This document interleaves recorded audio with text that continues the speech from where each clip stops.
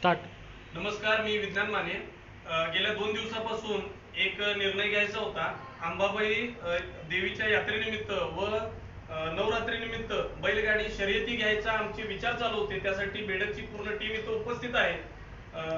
नारायणजी असतील, शरदजी असतील, पंत असतील, कलुदादा आहेत आणि सर्व टीम अमोलजी आहेत, शिवानंदजी आहेत. आमची 2 दिवसापासून ही चर्चा चालू होती आणि एक चांगली बातमी सर्व बैलगाडी शर्यत प्रेमी आणि रसिकांना असं आहे की पश्चिम महाराष्ट्रात ज्या पद्धतीने आपण बघतोय की बैलगाडी शर्यती मोठ्या प्रमाणात होतात, त्याच धर्तीवर मिरज पूर्व भागामध्ये अशाच पद्धतीनं मोठी शर्यत आपण या यात्रेनिमित्त भरवतोय. येणाऱ्या 7 दिवसामध्ये ही आपण शर्यती भरवणार आहोत.